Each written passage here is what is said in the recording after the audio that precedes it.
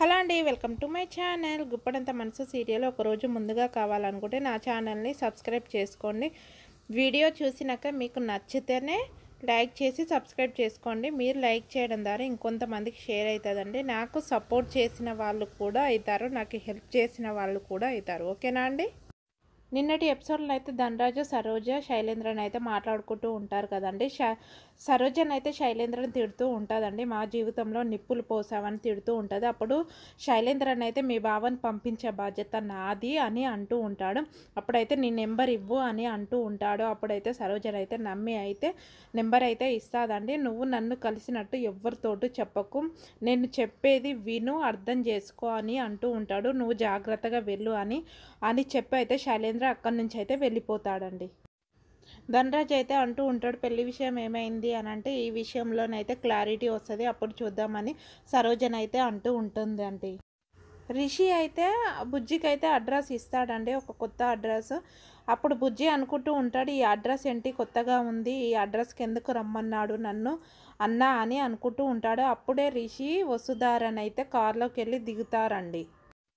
బుజ్జికి ఇచ్చిన అడ్రస్ ఎవరిదో కాదండి, వసుధార పుట్టినిల్లు అండి. అప్పుడైతే కార్లోకి వెళ్ళి దిగి వసుధార అంటూ ఉంటుంది, ఏంటి రిషి సార్ మా ఇంటికి తీసుకొచ్చావు అని అంటూ ఉంటాడు. సైలెంట్గానైతే ఇంటి లోపలికి వెళ్తారండి. వెళ్ళిన తర్వాత వసుధార వాళ్ళ నాన్న దగ్గరికి అయితే సంతోషంగా వెళ్తుంది. బుజ్జి అయితే నమస్తే సార్ అని చెప్తూ ఉంటాడండి. వసుధార ఇంట్లోనైతే ఒక కొత్త వ్యక్తి అయితే దెబ్బలతో ఉంటాడండి. ఆయన ఎవరూ కాదు, రంగా అండి. అప్పుడైతే వసుధార ఎవరు ఈయన అని కొత్తగా చూస్తూ ఉంటుందండి. ఎవరు కాదు, నువ్వు అడుగుతున్నావు కదా అతనే రంగా అని అంటే చాలా షాక్ అయిపోతారండి. అప్పుడైతే బుజ్జి అయితే నేను నమ్మట్లేదు అని అంటే అరే హాఫ్ నెక్కర్గా అని రంగా అయితే అంటాడు. అప్పుడైతే నిజంగా నువ్వు మా రంగావే అని అంటూ ఉంటాడండి రంగా అయితే. అప్పుడైతే ఆయన రంగా అయితే ఈయన రిషి సరే కదండి, నిజమైన రిషి సరే కదా, ఆల్రెడీ మీకు తెలుసు నాకు తెలుసు అండి. బుజ్జి అయితే అడుగుతూ ఉంటాడు, రంగాని ఇక్కడ దాచిపెట్టి నువ్వెందుకు మా ఊరికి వచ్చావా అని బుజ్జి అడుగుతూ ఉంటాడు. అలాగే వసుధార కూడా అడుగుతూ ఉంటుంది, నువ్వెందుకు తన ప్లేస్లో వెళ్ళావు అని.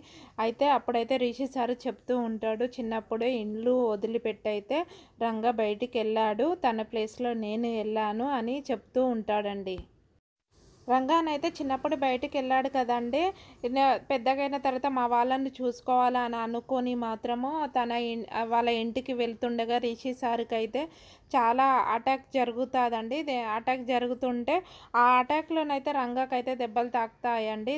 దెబ్బలు తాకితే ఈయననైతే రంగానైతే చిన్నప్పటి నుంచి నేను ఇలా ఇలా అని చెప్పుకుంటే ఇప్పుడు నన్ను ఇలా చూస్తే బాధపడతారా అని అది అయితే చెప్పాడండి. అలా అయితే వసుధార ఇంట్లో పెట్టేసి ఈయననైతే రిషి సార్ అయితే వాళ్ళ ఇంటికి వెళ్ళి మొత్తం అయితే నేను ఇలా చేశాను, నటించేశాను అంటే అప్పుడు బుజ్జి అయితే మొత్తం జీర్ణించుకున్నావు సార్ అని అయితే అంటూ ఉంటాడండి బుజ్జి అయితే. అలా అయితే స్టోరీ గడిచిపోయిందండి.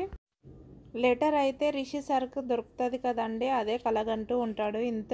అసలు ఏముంది సార్ లెటర్లో అంటే మా అమ్మ గురించి ఉంది అని అనగానే వసుధారని అయితే చాలా అంటే చాలా షాక్ అవుతుందండి. అప్పుడు బుజ్జిని అయితే నువ్వు ఇంటికి వెళ్ళు కానీ ఏది విషయం చెప్పకు, నిజం చెప్పకు నానమ్మకు అని అయితే చెప్తాడు రిషి సార్ అయితే. ఓకే అన్న అని అయితే బుజ్జి అంటాడండి. శైలేంద్ర అయితే కారు వేసుకొని అయితే ఇంటికి వచ్చేసాడు. వాళ్ళ అమ్మతోటి అయితే అన్నీ చెప్పేస్తున్నాడండి. అవును మమ్మీ, నెల రోజులంటే వసుధార రంగా వాళ్ళ ఇంట్లోనే ఉన్నదంట అని అయితే చెప్తున్నాడండి వాళ్ళ మమ్మీకి అయితే. కానీ వసుధార చనిపోయిందని మనం అనుకున్నాం కదా అని అయితే చెప్తూ ఉంటున్నాడని శైలేంద్రన్ అయితే. శైలేంద్ర వాళ్ళ మమ్మీ అయితే శైలేంద్రని తిడుతూ ఉంటుందండి, నువ్వు చేసే పనులు ఎప్పుడు ఇలాగే ఉంటాయి, నువ్వు చేసే ప్రతి ఒక్క పని ఏది అయినా కరెక్ట్ చేయవని అయితే తిడుతూ ఉంటుంది. అప్పుడైతే శైలేంద్రని అయితే అంటూ ఉంటారు, రంగాకు చూపించిన ఈ ఫోటో చూపిస్తే ఈమెను ఎప్పుడు నేను చూడలేదని మాత్రం అన్నాడు మమ్మీ అని చెప్తూ ఉంటాడు. ఆయన రంగా కాదు రిషి అని అయితే శైలేంద్ర వాళ్ళ మమ్మీ కన్ఫామ్గా ఫిక్స్ అయిపోయిందండి.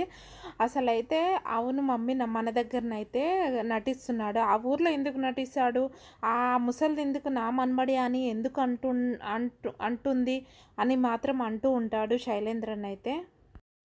తను రిషి కాకుండా వసుధారతో ఎందుకు ఉంటాడు అసలు? నాకైతే ఏంటో మమ్మీ అస్సలు తెలియడం లేదు, నాకైతే పిచ్చెక్కుతుంది అని శైలేంద్ర అంటూ ఉంటే, నువ్వు పక్క రంగాన రిషియా తెలుసుకున్న తర్వాతనే ఏదైనా చెయ్యి అని అంటూ ఉంటుంది శైలేంద్ర వాళ్ళ మమ్మీ అయితే.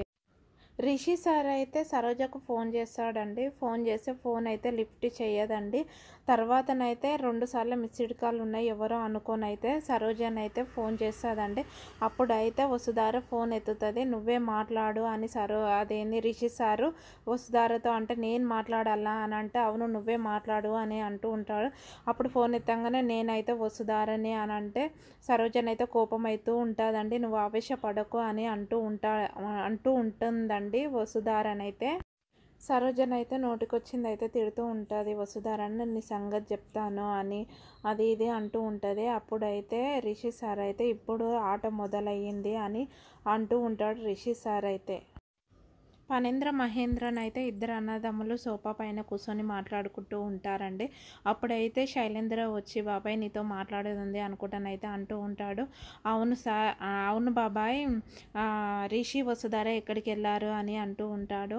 అలాగే పెండింగ్ పనులు చాలా ఉన్నాయి కదా ఫైల్స్ అని అంటూ ఉంటాడు. అప్పుడైతే ఫణీంద్ర సార్ అయితే అంటూ ఉంటాడు, రిషి చాలా ఇష్టపడైతే చేస్తాడు, కష్టంగా చేయడు అని మాత్రం చెప్తూ ఉంటాడండి. అప్పుడైతే రిషి వసుధారని అయితే వస్తూ ఉంటారండి. వచ్చి ఎక్కడికి వెళ్ళావు అని అంటే, నన్ను కాపాడిన వ్యక్తి దగ్గరికి అయితే తీసుకెళ్ళాను వసుధారని అని అంటూ ఉంటాడు. కానీ రేపటి ఎపిసోడ్లో అయితే సూపర్ అంటే సూపర్గా ఉందండి, చూడండి. ఓకేనా అండి, బాయ్ అండి.